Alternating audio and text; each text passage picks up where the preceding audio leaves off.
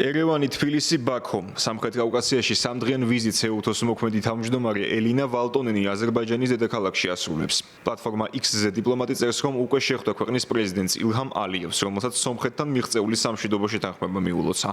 ელინა ვალტონენისგან ასეთივე მილოცვა ორი დღით ადრე მიიღო სომხეთის პრემიერ-მინისტრმა ნიკოლ ფაშინიანმაც. მეზობელი სახელმწიფოებისგან განსხვავებით საქართველოს ხელისუფლების წარმომადგენლებიდან ეუთოს თავმჯდომარე მხოლოდ საგარეო საქმეთა მინისტრს მაკა ბოჭორიშვილს შეხვდა. გაუქმდა პრემიერთან დაგეგმილი შეხვედრა. ოფიციალურ მიზეზად მთავრობის ადმინისტრაციამ დიპლომატის რუსთაველის გამზრზე უწყების შეფასებით კანონსაწინააღმდეგო მიტინგში მონაწილეობა და ელინა ვალტონენის მხრიდან ცრუ განცხადებები დაასახელა. გაუქმებულ შეხვედრასთან დაკავშირებით თბილისისგან განსხვავებული ინფორმაცია აქვს ჰელსინკის. ავტორიტეტიანი ფინური გამოცემის ჰელსინკის ანომატის თანახმად ეუთოს თავმჯდომარემ და ქვეყნის საგარეო საქმეთა მინისტრმა სატელეფონო საუბრისას მათ აცნობა, რომ ირაკლი კობახიძესთან შეხვედრა ელინა ვალტონენის ინიციატივით გაუქმდა. მიზეზად კი დღის წესრიგის ცვლილება დასახელდა. გამოცემის თანახმად ცვლილების შესახებ ქართულ მხარეს დიპლომატმა 14 ოქტომბრის საღამოს აცნობა. პრემიერთან გაუქმებული შეხვედრის მიუხედავად ეუთოს თავმჯდომარის არ გაუქმებია ვიზიტი საოკუპაციო ხაზთან. ფინეთის საგარეო საქმეთა მინისტრმა თავად ნახა, როგორ ცხოვრობს საქართველო განგრძობითი რუსული ოკუპაციის პირობებში. დიპლომატის მხარდაჭერა ქვეყნის ტერიტორიული მთლიანობისადმი ეუთოს საპარლამენტო ასამბლეაში საქართველოს დელეგაციის ხელმძღვანელმა ასე შეაფასა. ამაზე ანათქვამი ფიცი მწამს ბოლო მაკვირვებსო. ძალიან კარგია და მადლობელი ვართ, რომ ფინეთი უჭერს მხარს საქართველოს ტერიტორიულ მთლიანობას, თუმცა სუვერენიტეტის მხარდაჭერა ნიშნავს იმას, რომ შენ არ უნდა ჩაერიო სხვა ქვეყნის საქმეებში, არ უნდა დაიჭირო ამ ქვეყანაში შიდა პოლიტიკური რომელიმე პარტიის პოზიცია და როგორც მინიმუმ უნდა გაემიჯნო ძალადობას თუ ამის დაგმობის თავი არ გაქვს.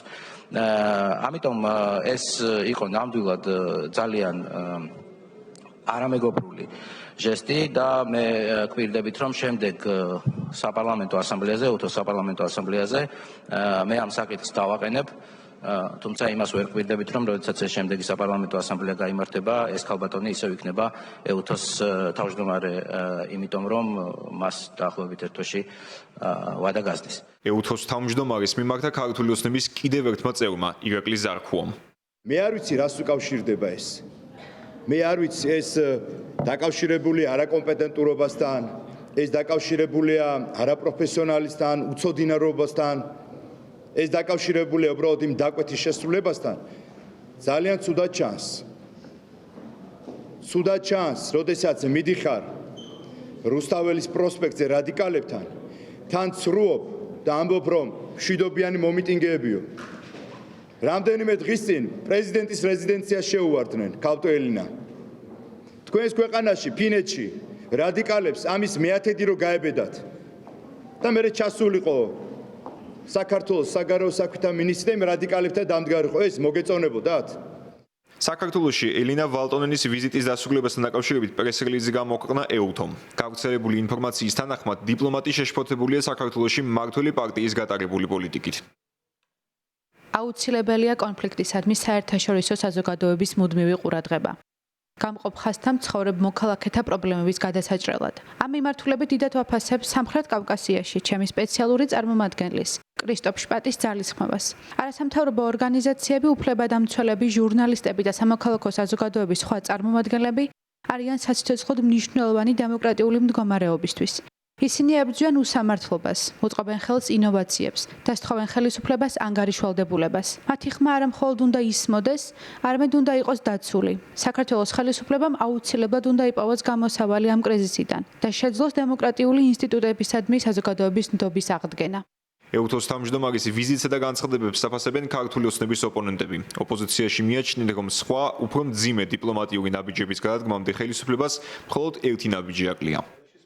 ეს არის ლოგიკური ჯაჭვი და იმ პოლიტიკის განუყოფელი ნაწილი, რა პოლიტიკასაც ქართული ოცნება ახორციელებს ამ ქვეყანაში. ეს არის საქართველოს სრული იზოლაცია რუსულ ავტორიტარულ სამყაროში, არ მარტო რუსულ, ზოგადად ავტორიტარულ სამყაროში. ჩვენ ძალიან მძიმე ფაზაში შევედით ჩვენი სახელმწიფოს განვითარების და ყველას უნდა ესმოდეს, რომ ერთი ნაბიჯია აქედან და დიპლომატების გაძევებაზე, საზღვრის დაკეტვაზე. ეს ყველაფერი რეალობა, არაფერი არ არის რაღაცა ჰიპოთეტური. საზღვრიც დაკეტილია ფაქტიურად, ადამიანები შიგნით და გარეთ უშვებენ კგბ-ს კონტროლის ქვეშ. ამ ქვეყანაში სრული ტემპით მიდის აბსოლუტური პოლიტიკური პოლიტიკური დეგრადაცია. რეალურად რაც გვანახა ამ ვიზიტმა არის ის, რა განწყობას აქვს ჩვენ საერთაშორისო პარტნიორებს, რომ ისინი მხარს უჭერენ თავისუფალ დამოუკიდებელ საქართველოს, ერთიან საქართველოს და საქართველოს მოქალაქეების ბრძოლას თავისუფლებისთვის და დემოკრატიისთვის და მხარს უჭერენ საქართველოს მოქალაქეების ევროპულ არჩევანს. ბოლო თვეების განმავლობაში საქართველოს ხელისუფლების წარმომადგენლები აცხადებენ, რომ მზად არიან ურთიერთობების გადატვირთვისა და ღია არიან დიალოგისთვის ყველასთან. ქართულ ოცნებას აქვს დათქმებიც, რომელთა შესრულებასაც დასავლელ პარტნიორებთან კავშირების სუფთა ფურცლიდან დაწყების წინაპირობად ასახელებს.